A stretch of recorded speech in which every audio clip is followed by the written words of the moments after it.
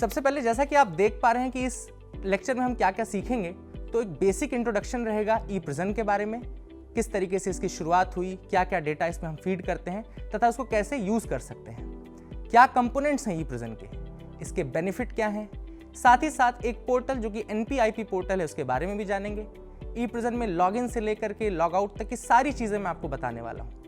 न केवल ये, इसके मॉड्यूल्स जैसे कि prisoner management system, visitor management system, ICJS, ये सारी चीजें भी हम एक एक करके देखेंगे। पाठ्यक्रम सूची, परिचय, सीखने के उद्देश्य, मॉड्यूल 1 ई प्रिजन सूट का परिचय, मॉड्यूल 2 लॉग इन प्रक्रिया, मॉड्यूल 3 परिवार बच्चों का विवरण कैसे जोड़ें, निष्कर्ष।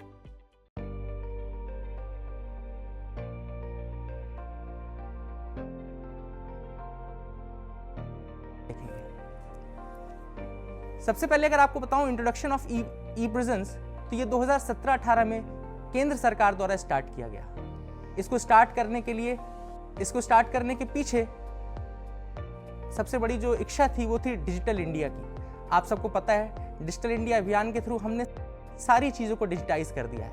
आज आप 5 रुपए का भी पेमेंट करते हैं तो आप ऑनलाइन के माध्यम से करते हैं, UPI के माध्यम से करते हैं। तो डिजिटाइजेशन हमारे जिंदगी के हर एक कोने में घुस चुका है। उसी प्रकार प्रिजन्स भी इससे अछूते नहीं रह गए हैं। प्रिजन्स में भी डेटा पूरी तरीके से डिजिटाइज किया जाता है तथा सारा डेटा, जैसे बंदियों के संबंध में जितना भी डेटा है, बंदियों के केस के संबंध में जितना डेटा है, वो सारा हम ई प्रिजन्स के माध्यम से ऑनलाइन एंट्री कर सकते हैं। न केवल एंट्री कर सकते हैं बल्कि डेटा एनालिटिक्स यानी कि उस डेटा से हम महत्वपूर्ण जानकारियां भी एकत्रित कर सकते हैं। ई प्रिजन्स प्रोजेक्ट जो है उसके लिए जो पोर्टल का निर्माण किया गया वो NIC द्वारा यानी कि नेशनल इंफॉर्मेटिक्स सेंटर द्वारा किया गया। मिनिस्ट्री ऑफ होम अफेयर्स के थ्रू ये प्रोजेक्ट लागू किया जाता है तथा NCRB इसकी मॉनिटरिंग बॉडी है। NCRB यानी कि नेशनल क्राइम रिकॉर्ड ब्यूरो। अब हम बात करते हैं ई प्रिजन कंपोनेंट सूट के बारे में, यानी कि ई प्रिजन में क्या क्या कंपोनेंट्स हैं। सबसे पहला जो इंपॉर्टेंट कंपोनेंट है वो है ई प्रिजन के मॉड्यूल यानी कि ई प्रिजन मैनेजमेंट सिस्टम, जिसमें हम वर्तमान में 2 मैनेजमेंट सिस्टम्स की बात करेंगे।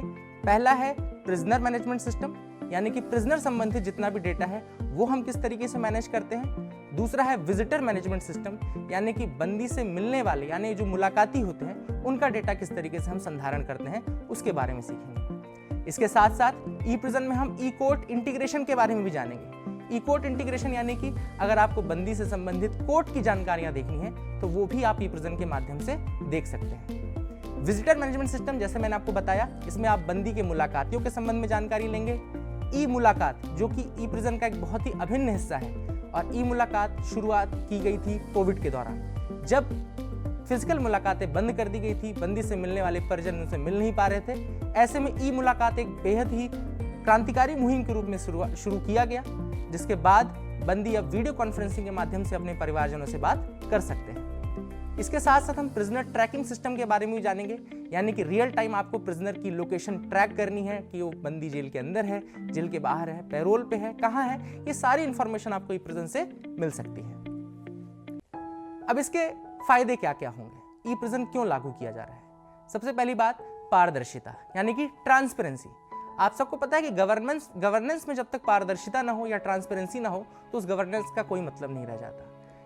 डेटा डिजिटाइज करना, डेटा को ऑनलाइन रखना, आम आदमी की पहुंच तक रखना उसको ट्रांसपेरेंट यानी कि और ज्यादा पारदर्शी बनाता है। तो ई प्रिजन इस दिशा में भी बहुत अच्छा कदम है। दूसरा, ये आपको मैनुअल एरर से बचाता है, यानी कि कई बार जब हम रजिस्टर्स में संधारण करते हैं डेटा का, यानी कि फिजिकल तरीके से जब डेटा का संधारण करते हैं तो बहुत सारी चीजें होती हैं। कई बार ह्यूमन एरर के कारण गलती हो जाती है, कई बार वो रजिस्टर बारिश में फंस गया या कहीं अलग तरीके से खराब हो गया तो वो डेटा हमको दोबारा नहीं मिल सकता।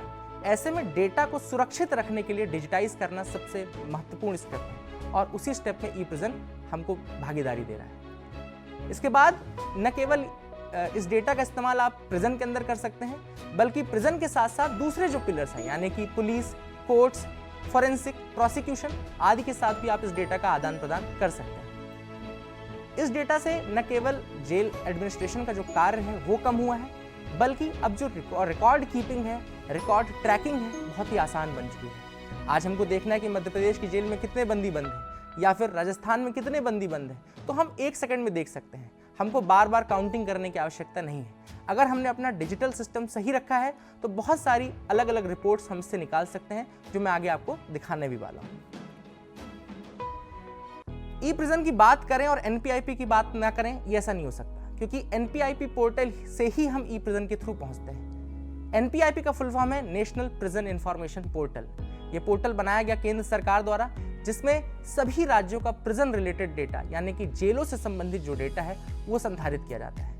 अगर आप एनपीआईपी पोर्टल खोलेंगे तो एज अ आम आदमी भी आपको ये डेटा देखने को मिल सकता है। अगर आप चाहें कि राजस्थान में क्या चल रहा है, कितनी मुलाकातें हो रही हैं, कितने बंदी वहाँ पे कैद हैं, तो कहीं भी आप बैठे बैठे ये डेटा देख सकते हैं।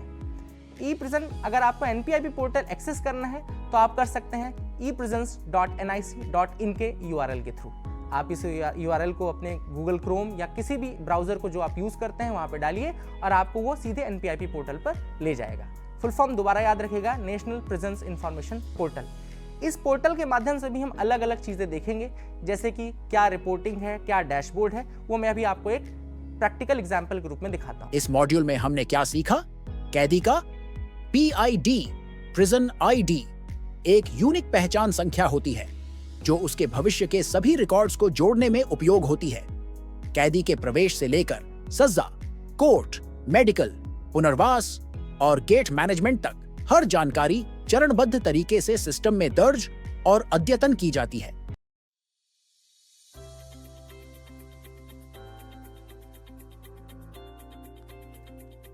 तो जैसा कि आप लोग देख पा रहे होंगे, eprisons.nic.in के थ्रू हमने एनपीआईपी पोर्टल खोल रखा है।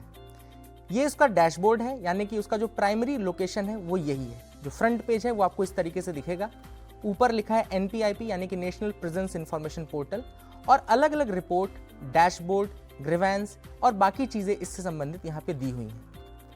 अगर हम सबसे पहले डैशबोर्ड देखना चाहें जिसमें प्रिजन संबंधित डेटा आता है, तो हमको डैशबोर्ड पे क्लिक करना होगा। जैसे हम डैशबोर्ड पे क्लिक करते हैं, आप देख पाएंगे आज वर्तमान में भारत की क्या स्थिति है बंदियों के संबंध में, वो पूरी लिखी हुई है कि कितने इनमेट इनसाइड है, यानी कि कितने बंदी जेलों में हैं, आज कितने बंदियों की आमद हुई है, एडमिशंस टुडे, रिलीज्ड टुडे यानी कि आज कितने बंदी जेल से छूटे हुए हैं या रिहा हुए हैं, विजिटर्स रजिस्टर्ड यानी कि कितने टोटल बंदी से मुलाकाती रजिस्टर किए गए हैं आज के दिन में। इसके अलावा nation wide current present population, जो टॉप 7 स्टेट्स हैं उनके बारे में भी डेटा है। नेशन वाइड प्रेजेंट पॉपुलेशन का ट्रेंड यानी कि बंदी किस तरीके से बढ़ते गए हैं, घटते गए हैं, उसके बारे में भी यहाँ पे दिया गया है। तो इस पोर्टल के माध्यम से ये डैशबोर्ड आप एक्सेस कर सकते हैं और इस डैशबोर्ड में आप अलग अलग जानकारियाँ देख सकते हैं। इसके साथ साथ आपको यहाँ पे ई मुलाकात, जो मैंने पहले बताया था कि बहुत ही क्रांतिकारी कदम रहा है, क्योंकि कोविड के दौरान जो फिजिकल मुलाकातें थीं वो बंद हो गई थीं और ऐसे में बहुत ज़रूरी था कि बंदी अपने परिजनों से बात कर सकें, और इसी की तर्ज पे ई मुलाकात की शुरुआत की गई। ई मुलाकात पे जब आप क्लिक करते हैं तो बंदी के परिजन क्या कर सकते हैं, अपनी डिटेल यहाँ पे डाल सकते हैं। जैसा कि आपको फॉर्म दिख रहा होगा, विजिटर डिटेल यानी कि बंदी से जो मिलने वाला है उसके बारे में जानकारी। तो यहाँ पे विजिटर अपना नाम डालेंगे, अपने फादर या हस्बैंड का नाम डालेंगे, एड्रेस डालेंगे और अलग अलग जो फील्ड्स हैं यहाँ पे उनको फिल करेंगे। इसके बाद किससे मिलना है, आगे आप देख सकते हैं टू मीट, किससे मिलना है यानी कि कौन से बंदी से मिलना है। तो सबसे पहले आपको यहाँ पे अपनी राज्य को सेलेक्ट करना है, जिस भी राज्य का बंदी है, उस जेल को सेलेक्ट करना है जिस जेल में वो बंदी बंद है, कौन से दिन आप मुलाकात करना चाहते हैं, विजिट की डेट आप सेलेक्ट करेंगे।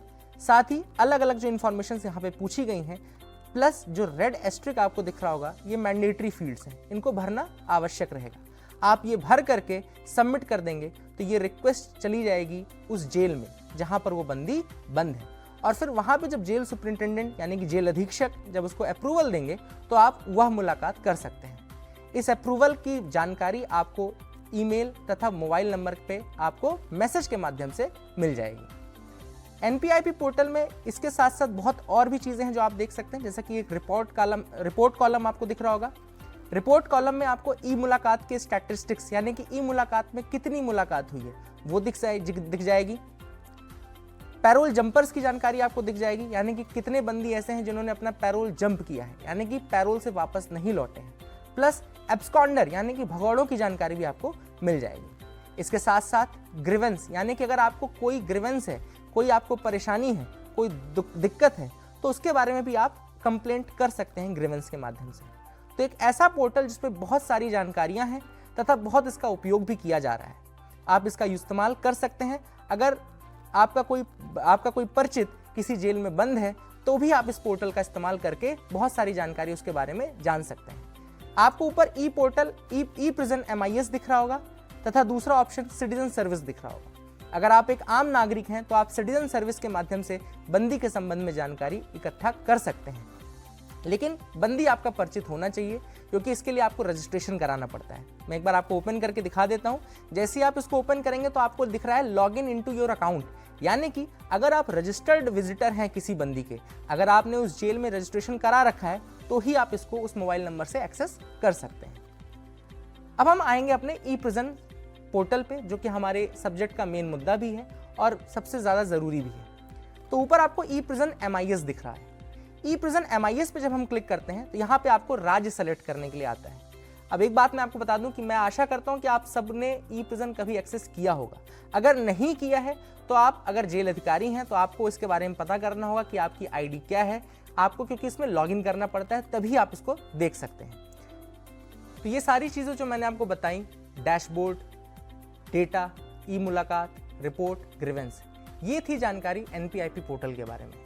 अब हम आएंगे ई प्रिजन्स पोर्टल पे, जो कि आज के सब्जेक्ट का मेन विषय भी है और काफ़ी ज़रूरी भी है। मैं उम्मीद करूंगा कि आप लोगों को ई प्रिजन के लॉगिन के बारे में डिटेल पता होगी, क्योंकि बिना लॉगिन यानी कि यूज़र ID और पासवर्ड के आप इसको एक्सेस नहीं कर सकते। तो जैसा कि आप देख पा रहे होंगे, ई प्रिजन लॉगिन करने के लिए आपको सेलेक्ट करना है अपने स्टेट का नाम। आप इसके लिए गूगल पे जाकर के लिख सकते हैं। जैसे मैं मध्य प्रदेश का हूँ चूँकि, तो मैं ई प्रिजन्स मध्य प्रदेश डालूंगा।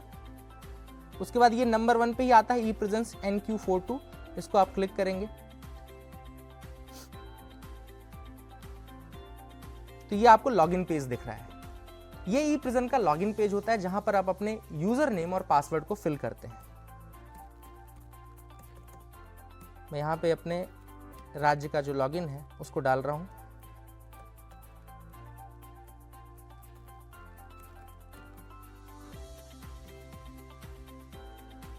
और उसके बाद लॉगिन में सबमिट कर रहा हूं। जैसे ही हमने लॉगिन में सबमिट किया तो ये आपको फ्रंट पेज दिख गया। अब ये हम ई प्रिजन्स के अंदर आ चुके हैं। यही वो सारे ऑप्शंस हैं जो आपको वर्तमान में ई प्रिजन में अवेलेबल हैं और आप इन्हीं का इस्तेमाल करके बंदी से संबंधित जानकारी न केवल फीड कर सकते हैं बल्कि उनको अद्यतन भी कर सकते हैं। एक एक करके मैं आपको इनके बारे में बताऊंगा। जो मॉड्यूल्स चल रहे हैं उनके बारे में एक एक करके आपको दिखाऊंगा। स्क्रीन में आप देख पा रहे होंगे वेलकम टू यूजर, और आगे आपको यहाँ पे मॉड्यूल 1 दिख रहा है। मॉड्यूल 1 में यहाँ पे ऊपर आपको दिख रहा है प्रिजनर मैनेजमेंट सिस्टम। तो जैसा मैंने आपको स्टार्ट में बताया था कि हम 2 मेन मॉड्यूल्स के बारे में जानेंगे। एक है प्रिजनर मैनेजमेंट सिस्टम यानी कि बंदी से संबंधित जो डेटा है, और दूसरा है विजिटर मैनेजमेंट सिस्टम यानी कि बंदी के मुलाकातियों से संबंधित जो डेटा है वो सारी हम देखेंगे। सबसे पहले प्रिजनर मैनेजमेंट सिस्टम की अगर हम बात करें तो क्या क्या ऑप्शन हमारे पास अवेलेबल हैं आप देख सकते हैं। प्रिजनर इंडक्शन यानी कि बंदी जब पहली बार जेल में आता है तो उसके साथ उसकी एंट्री आप किस तरीके से करते हैं। कोर्ट मैनेजमेंट यानी कि बंदी के कोर्ट केस से संबंधित डेटा है उसको आप किस तरीके से अद्यतन करते हैं। सेंटेंस मैनेजमेंट यानी कि बंदी को जो सजा प्राप्त हुई है उसकी जानकारी आप कैसे भरते हैं। गेट मैनेजमेंट यानी बंदी कब बाहर जा रहा है गेट से, कब गेट के अंदर आ रहा है, इसकी जानकारी। रिहैबिलिटेशन मॉड्यूल यानी बंदी के पुनर्वास के लिए आपने क्या क्या किया है, बंदी को कौन कौन सी ट्रेनिंग आपने प्रोवाइड की है ताकि जब बंदी जेल से बाहर निकले तो वो समाज का एक हिस्सा बन सके, उसकी जानकारी भी आप डाल सकते हैं। सर्च के माध्यम से आप बंदी से संबंधित जानकारी पोर्टल पे सर्च कर सकते हैं। रिपोर्ट्स में अलग अलग रिपोर्ट्स हैं जो कि आप निकाल सकते हैं।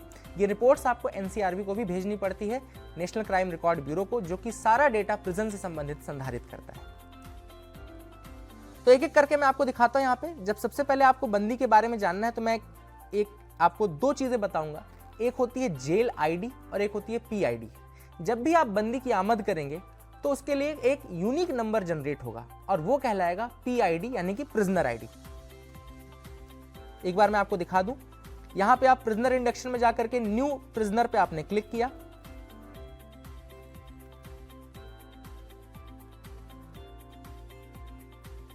न्यू प्रिजनर पे जब आप गए तो यहां पे देखो सबसे पहले आपको बंदी के बारे में पूछा जा रहा है और उसके नीचे सर्च लिखा हुआ है।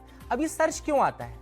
सबसे पहले सर्च का ऑप्शन इसलिए आता है ताकि डुप्लीकेट एंट्री से बचा जा सके। जब बंदी आपके पास जेल में आता है तो हो सकता है इसके पहले भी वो कहीं जेल में रहा हो, हो सकता है किसी दूसरे राज्य में वो जेल में रहा हो। तो जब आप उसको सर्च करेंगे उसकी वारंट की दी हुई जानकारियों के थ्रू, तो सबसे पहले इसमें एंट्री से भी पहले सर्च किया जाता है। क्यों? ताकि अगर बंदी कभी भी किसी दूसरी जेल में रहा हो तो उसकी जानकारी दिख जाए और आप जो भी जानकारी फीड करें वो उसकी पिछली जानकारी को ही अपडेट करके करें, ताकि उसका एक ट्रैक रिकॉर्ड मेंटेन रहे और भविष्य में कभी भी 10 साल बाद, 25 साल बाद या 50 साल बाद भी आप अगर वो डेटा देखते हैं तो उस बंदी के बारे में पूरी जानकारी आपको मिल जाएगी। तो इसीलिए सबसे पहले सर्च का ऑप्शन है। अगर मैं ये मानूं कि सर्च आपने किया, उसके बाद आप जानकारी फीड करने जा रहे हैं, तो मैं यहाँ पे एक एग्जाम्पल आपको देता हूँ। तो आप जब सर्च करेंगे यहाँ पे, अगर बंदी जेल में नहीं है तो उसका कोई रिकॉर्ड नहीं मिलेगा। अगर बंदी जेल में है तो उसका रिकॉर्ड मिल जाएगा, जिसको आप अद्यतन करेंगे।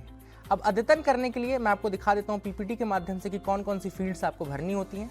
तो जब आप उसको सेलेक्ट करते हैं बंदी को, तो इसमें प्रिजनर का नाम, उसकी उम्र, उसके फादर का name, mother name, spouse name, age, sex, state, district, court के बारे में क्या क्या जानकारियां हैं, ये सारी चीज़ें आप एक एक करके उसमें फीड करना शुरू करते हैं।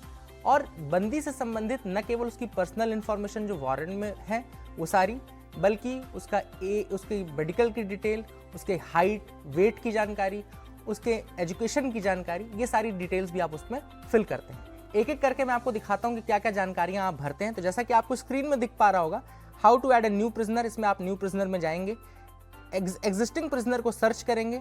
अगर आपको एग्जिस्टिंग प्रिजनर नहीं मिलता है तो नए रजिस्ट्रेशन की तरफ जाएंगे और न्यू रजिस्ट्रेशन में आप उसकी जानकारियां भरेंगे। इसके बाद जब एक बार जानकारी भर जाती है तो बहुत सारी चीज़ें हैं जो चेंज होती हैं। जैसे कि जब वो बंदी सबसे पहली बार आपके पास आता है तो एक अंडर ट्रायल प्रिजनर के रूप में आता है, लेकिन ट्रायल के दौरान फिर वो अंडर ट्रायल से कन्विक्ट प्रिजनर में कन्वर्ट होता है।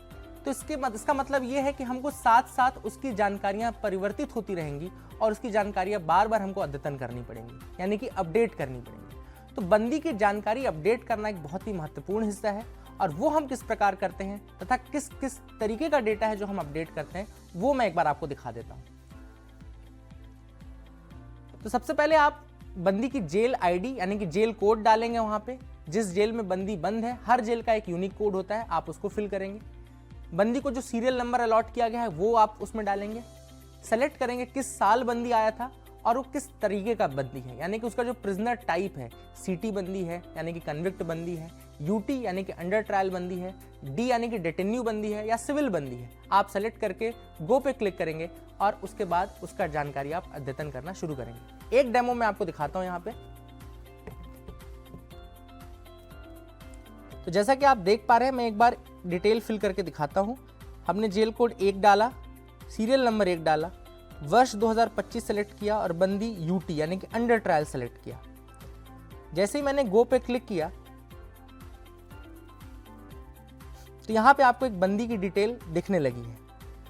ये बंदी वर्तमान में जिस जेल में बंद है उसकी जानकारी आप देख सकते हैं। उसका नाम क्या है, उसके फादर का नेम क्या है, पीआईडी यानी कि प्रिजनर आईडी क्या है। जैसा मैंने आपको शुरुआत में ही बताया था कि जो पीआईडी होता है वो यूनिक आईडी होता है। बंदी 10 साल बाद भी अगर आपकी जेल में आएगा तो उसका यही पीआईडी रहेगा, ताकि पुराने डेटा को ही अद्यतन किया जाए। अब क्या क्या डेटा हम अपडेट कर सकते हैं नीचे आपको दिख रहा है, एक एक करके मैं आपको बताता हूं। अगर आपको उसकी डिटेल अपडेट करनी है तो आप अपडेट डिटेल पे क्लिक करेंगे। अपडेट डिटेल पे क्लिक करने पे आप देख सकते हैं इसमें क्या क्या ऑप्शन आते हैं। तो वर्तमान में जो बंदी की डिटेल है वो आपको स्क्रीन में दिख रही है।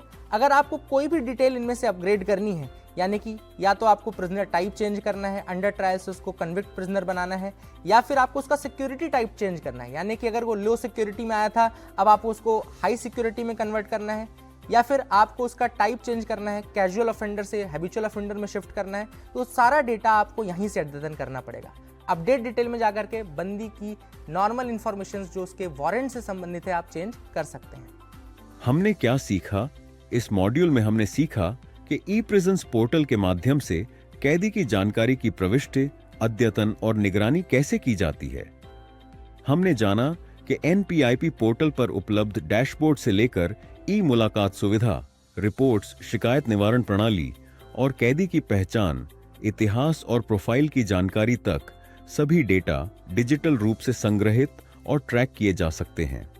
कैदी का पीआईडी, प्रिजनर आईडी, एक यूनिक पहचान संख्या होती है जो उसके भविष्य के सभी रिकॉर्ड्स को जोड़ने में उपयोग होती है। प्रवेश से लेकर सज्जा, कोर्ट, मेडिकल, पुनर्वास और गेट मैनेजमेंट तक हर जानकारी चरणबद्ध तरीके से सिस्टम में दर्ज और अद्यतन की जाती है।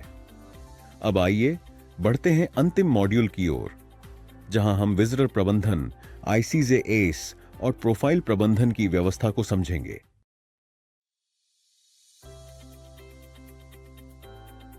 तो जैसा कि यहाँ पे आपको दिख रहा है केस एंट्री ऑप्शन है। मैंने केस एंट्री ऑप्शन पे जैसे ही क्लिक किया तो यहाँ पे बंदी का डेटा खुल गया और अब आपको अगर कोई नए केस के बारे में जानकारी ऐड करनी है तो ऐड न्यू केस के थ्रू आप इसको कर सकते हैं। हमने ऐड न्यू केस पे क्लिक किया तो आप देख सकते हैं अलग अलग फील्ड्स हैं जो कि आप वारंट से प्राप्त कर सकते हैं और वारंट की सारी फील्ड्स को भरने के बाद आप बंदी का वो डेटा अद्यतन कर सकते हैं। फिर से अपन बैक आए और क्या चीज़ें हम कर सकते हैं। अगला है case action entry. Case action entry यानी कि जब कोर्ट में ट्रायल चलता है तो हर दिन नई नई चीज़ें होती रहती है। जैसे कोर्ट ने कुछ आदेश आज दिया या अगली जो मीटिंग हुई, अगली पेशी हुई, उसमें कुछ आदेश दिए, तो जो कोर्ट एक्शन है वो आप यहाँ पे भरते हैं। ऑप्शन आपको दिख रहा होगा यहाँ पे ऐड न्यू या अपडेट एक्शन डिटेल आपको दिख रहा है। जैसे ही आप इस पर क्लिक करेंगे तो कोर्ट एक्शन, आपने आज क्या कोर्ट में एक्शन हुआ है उसके बारे में जानकारी आप इस फील्ड के माध्यम से भर सकते हैं। वापस आते हैं, देखते हैं और क्या बंदी की जानकारी आप एडिट करते हैं। यहाँ पे मेडिकल के फील्ड में, यानी बंदी से संबंधित जो मेडिकल डेटा है, मेडिकल रिकॉर्ड्स हैं, वो आप फिल करते हैं। मूवमेंट यानी कि बंदी का मूवमेंट कई प्रकार का हो सकता है। अगर बंदी बीमार है तो हो सकता है जेल से आपने उसको हॉस्पिटल भेजा हो, या फिर बंदी पैरोल में बाहर गया हो, या फिर उसकी रिहाई हो गई हो तो बिल्कुल जेल से छूट के वो बाहर जा सकता है। तो अलग अलग मूवमेंट्स को ट्रैक करने के लिए जेल मूवमेंट ऑप्शन दिया गया है, जिसमें आप बंदी के मूवमेंट डिटेल्स ट्रैक करते हैं। इससे पता चलता है कि वर्तमान में बंदी कहां पर है। विजिटर रजिस्ट्रेशन ऑप्शन को मैं क्लिक करके आपको दिखाऊं तो यहाँ पे आप देख सकते हैं कि जो वर्तमान में हमने बंदी खोल रखा है उसमें कौन कौन एज अ विजिटर, यानी कि इसके मुलाकाती कौन कौन है, कौन कौन से व्यक्ति हैं जो जेल में इससे मुलाकात करने आएंगे, उनके संबंध में जानकारी आप देख सकते हैं। जैसे यहाँ पे जानकारी आपको दिख रही होगी। अगर आपको नए विजिटर के बारे में जानकारी भरनी है तो नीचे ऐड अपडेट विजिटर ऑप्शन से आप वो जानकारी भी भर सकते हैं। अगले ऑप्शन की बात करें तो अगला ऑप्शन है लॉजिंग का मतलब है कि वर्तमान में बंदी जेल के कौन से वार्ड में, कौन से खंड के, कौन सी सेल में वर्तमान में रखा गया है। तो अगर आपको ये जानकारी देखनी है तो as a jail officer, as a prison officer वो जानकारी भी आप देख सकते हैं। न केवल देख सकते हैं, अगर भविष्य में उसकी जानकारी चेंज होती है तो आप यहाँ से उसको अद्यतन भी कर सकते हैं। प्रॉपर्टी, ये प्रॉपर्टी डिटेल्स वो हैं जो बंदी अपने साथ लेकर के आता है। कई बार जब बंदी आते हैं तो इनके पास जीन्स के पैंट रहते हैं, उस पैंट में कुछ डला हुआ रहेगा, या बंदी की जो ऐसी सामग्रियां हैं जब आमद के वक्त आप उससे इकट्ठा करते हैं, वो सारी डिटेल भी आप यहाँ पर ऐड करते हैं कि बंदी के संबंध में क्या क्या प्रॉपर्टी लेकर के, वो क्या क्या उसकी ऐसी थी जो एज अ प्रॉपर्टी आप मान सकते हैं वो अपने साथ ले आया था, उनकी जानकारी आप फिल करते हैं। फैमिली एंड चिल्ड्रन, यहाँ पे अगर बंदी के साथ कोई बच्चा है, सपोज करो बच्चा 6 साल की उम्र से कम है, मध्य प्रदेश की अगर हम बात करें तो 6 साल से कम उम्र के बच्चों को जेल के अंदर रखा जाता है अपने परिजन के साथ। अगर ऐसा कोई बच्चा है जो उसके साथ आया है तो उसकी जानकारी हम फैमिली एंड चिल्ड्रन में भरते हैं। अगला फील्ड है ट्रेनिंग फील्ड में हम जानकारी भरते हैं कि बंदी को जेल के अंदर आने के बाद कौन कौन सी ट्रेनिंग्स दी गई हैं। हो सकता है उसको लीगल जानकारियां दी गई हो, लीगल ट्रेनिंग दी गई हो सकता है उसको मेडिकल फील्ड में ट्रेनिंग दी गई हो पैरामेडिक के रूप में, तो वो सारी जानकारी आप यहाँ पर भर सकते हैं। अगला ऑप्शन पनिशमेंट का आपको दिख रहा होगा, ये जेल पनिशमेंट के बारे में। कई बार बंदी जेल में आने के बाद भी कुछ इस प्रकार की उपद्रवी हरकतें करते हैं कि वो जेल के अनुशासन को भंग करते हैं। ऐसे में अगर कोई जेल अपराध किसी बंदी ने किया है तो उसकी जानकारी आप पनिशमेंट सेक्शन में भरेंगे कि क्या उसने अपराध किया था और उसकी क्या सजा आपने उसको दी है। वर्क डन एंड वेजेस, आप सबको पता होगा कि बंदी जब जेल में आता है तो उसके 2 प्रकार के कार्य होते हैं, यानी कि एक तो स्किल्ड वर्क, दूसरा है अनस्किल्ड वर्क। अलग अलग तरीके के कार्य के लिए अलग अलग वेजेस शासन ने निर्धारित कर रखे हैं। बंदी किस प्रकार का कार्य जेल के अंदर कर रहा है तथा कितनी वेज उसको मिल रही है उसकी जानकारी आप वर्क एंड वेजेस में भरेंगे। यह ऑप्शन कोरोना टेस्टिंग का जो है ये कोरोना के टाइम पे ऐड किया गया था, क्योंकि कोरोना में आप सबको पता था कि बहुत ज़्यादा इंपॉर्टेंट था वैक्सीनेशन। तो वैक्सीनेशन का क्या शेड्यूल रहेगा, कब उसने वैक्सीन ली है, दूसरी डोज कब लेना है, इसकी जानकारी आप कोरोना टेस्टिंग वैक्सीनेशन में भर सकते हैं। एंड लास्ट ऑप्शन यहाँ पे आपको दिख रहा है अपील सेक्शन का, यानी कि बंदी के संबंध में क्या अपील उसने हाई कोर्ट में की है कि नहीं की है उसकी जानकारी भी आप भर सकते हैं, अगर आपने वो जानकारी भरी है तो भविष्य में उस अपील का क्या हुआ, उसका निर्धारण कैसे हुआ, उसकी जानकारी आप यहाँ पे अद्यतन कर सकते हैं। तो ये सारी जानकारियां जो हमने अभी देखी, ई प्रिज्म के माध्यम से हम उसको अपडेट कर रहे हैं रेगुलरली, और उस जानकारी का हम बहुत अच्छा उपयोग भी कर रहे हैं। जैसा मैंने एक शब्द बोला था, डेटा एनालिटिक्स।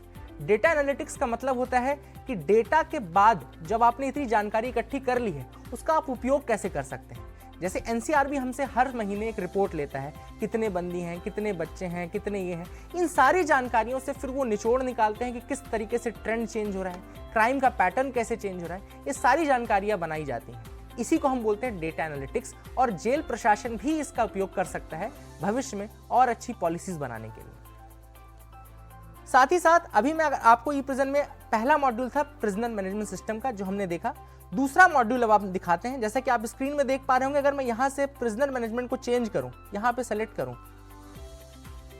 तो यहां तक हमने बात देखी प्रिजनर मैनेजमेंट सिस्टम की। अब हम दूसरे ऑप्शन पर आते हैं, विजिटर मैनेजमेंट सिस्टम, जो कि एक दूसरा इंपॉर्टेंट मॉड्यूल है। तो जैसा कि आप स्क्रीन में देख पा रहे हैं, अगर हम प्रिजनर मैनेजमेंट सिस्टम की जगह यहाँ पे क्लिक करें तो यहाँ पे आपको विजिटर मैनेजमेंट सिस्टम दिखेगा। अब जब हम विजिटर मैनेजमेंट सिस्टम पे क्लिक करेंगे तो हमको वो सारे ऑप्शंस दिखेंगे जो विजिटर से संबंधित हैं। ये दूसरा अहम मॉड्यूल है ई प्रिजन का। पीछे मैंने आपको दिखाया था कि किस तरीके से मुलाकातियों की जानकारी आप भरते हैं। इस विजिटर मैनेजमेंट में आपने कितनी मुलाकात कराई है किस बंदे की, कब कब कराई है, ई मुलाकात कितनी हुई है, उन सभी के बारे में जानकारी आपको मिल सकती है। एक बार मैं आपको सारे ऑप्शंस दिखा देता हूं।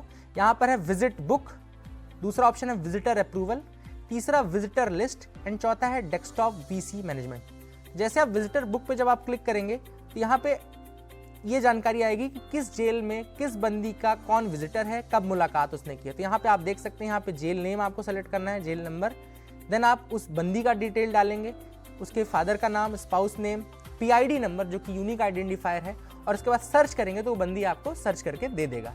और फिर उसके बाद आपको विजिट संबंधित जो भी जानकारी उसकी देखनी है वो आप देख सकते हैं विजिटर बुक के माध्यम से। विजिटर अप्रूवल जो ऑप्शन है, मैंने आपको पहले ही बताया था कि जब भी विजिट की रिक्वेस्ट की जाएगी, रेज की जाएगी एनपीआईपी पोर्टल के माध्यम से, तो जेल सुपरिटेंडेंट उसको अप्रूवल देते हैं। तो विजिट्स का अप्रूवल आप यहाँ से दे सकते हैं। डेस्कटॉप वीसी मैनेजमेंट में जो रिक्वेस्ट आई हैं, क्या वो मुलाकात हुई या नहीं हुई, इसका कंप्लीशन आपको डेस्कटॉप वीसी मैनेजमेंट से देना पड़ता है, जिसके थ्रू आप उसको टिक करते हैं कि हाँ ये मुलाकात हो गई है, तो उसको वो सक्सेसफुल मुलाकात के रूप में रिकॉर्ड कर लेता है। तो ये दो अहम पोर्टल के मॉड्यूल्स थे जिनके बारे में हमने जानकारी ली। पहला था आपका प्रिजनर मैनेजमेंट सिस्टम, दूसरा था विजिटर मैनेजमेंट सिस्टम। मैंने आपको अलग अलग जानकारियां दिखाई कि क्या क्या हम अपडेट करते हैं, क्या जानकारी हम भरते हैं बंदी के संबंध में, तथा उनको किस तरीके से हम अद्यतन कर सकते हैं। ये सारा हमने देखा। न केवल बंदी बल्कि उससे होने वाली मुलाकात के बारे में भी जानकारी हम इकट्ठी करते हैं। इसके साथ साथ बंदी का मेडिकल परीक्षण, बंदी के हेल्थ के संबंध में डेटा हम इकट्ठा करते हैं, उसकी ट्रेनिंग, उसके एजुकेशनल बैकग्राउंड के बारे में हम जानकारी इकट्ठा करते हैं, उसके साथ अगर कोई बच्चा है तो उसकी जानकारी भी हम अपलोड करते हैं। तो ये पूरा एक बहुत बड़े विशालकाय डेटाबेस के रूप में इकट्ठी होती है जानकारियाँ, और डेटा एनालिटिक्स के माध्यम से हम अगर चाहें तो उस डेटा का सदुपयोग भी कर सकते हैं। इसके बाद एक ऑप्शन और मैं आपको दिखाना चाहता हूं। जैसा कि आप स्क्रीन पे देखेंगे, आपको यहाँ पे ICJS लिखा हुआ दिख रहा है। ICJS, जैसा कि मैंने आपको पहले बताया था, inter operable criminal justice system होता है। यहाँ पे अलग अलग पिलर्स, यानी कि police pillar, prison pillar, court pillar, prosecution, forensic, ये सारे पिलर जुड़े हुए हैं। अगर आपको बंदी के संबंध में किसी भी पिलर की जानकारी चाहिए तो आप इस पिलर का, इस पोर्टल में इस ऑप्शन का इस्तेमाल कर सकते हैं। जैसा कि मैंने ICJS पे जब क्लिक किया तो आपको दिख रहा है यहाँ पे 4 ऑप्शन अभी मध्य प्रदेश में लागू हैं, जिसमें न्यू एडमिशन, यानी कि अगर आपको बंदी की आमद जो हमने पीछे ई प्रिजन के माध्यम से देखी थी, वो यहाँ पे ICJS के माध्यम से भी हम कर सकते हैं। ICJS मैपिंग, यानी कि बंदी के अलग अलग पिलर्स की क्या जानकारी है उसको हम ICJS मैपिंग से देख सकते हैं। तीसरा है टुडे एडमिशन, यानी कि आज ICJS के माध्यम से कितनी आमद की गई है, तो ये मध्य प्रदेश का डेटा रहेगा। और टुडे एडमिशन यूजिंग ICJS आपको दिख रहा होगा टोटल एडमिशन, यानी कि कुल कितनी आमदें हमने ICJS के माध्यम से की है। तो ये अभी चूंकि पायलट फेज पे है और इसमें बहुत सारे चेंजेस किए जा रहे हैं। अभी वर्तमान में ICJS 2.0 की भी तैयारी चल रही है, यानी कि इसका और ज़्यादा अपडेटेड वर्जन, जिसमें बंदी के संबंध में और ज़्यादा डिटेल्स और सर्विसेज के साथ वो लागू किया जाएगा। ये सारी चीज़ें न केवल डिजिटाइजेशन में मदद करेंगी बल्कि डेटा संधारण, उसके उपयोग और भविष्य में एक सस्टेनेबल मॉडल और पॉलिसी मेकिंग के लिए भी काम आएंगी। इस मॉड्यूल में हमने क्या सीखा? इस मॉड्यूल में हमने जाना कि ई प्रिजन्स प्रणाली में कैदी से संबंधित डेटा को कैसे नियमित रूप से अपडेट और ट्रैक किया जाता है, जिसमें शामिल हैं केस एंट्री और कोर्ट एक्शन रिकॉर्ड, जहां हर सुनवाई की स्थिति को अद्यतन किया जा सकता है। Medical records, movement entry, lodging और प्रॉपर्टी डिटेल्स जैसी जानकारियां डिजिटल रूप से दर्ज की जाती हैं। परिवार, बच्चों और दी गई ट्रेनिंग्स की प्रविष्टि के साथ साथ जेल में किए गए कार्य और मजदूरी की जानकारी भी रिकॉर्ड की जाती है। अब आइए बढ़ते हैं इस पाठ्यक्रम के अंतिम चरण की ओर, जहां हम समापन विचारों को संक्षेप में देखेंगे।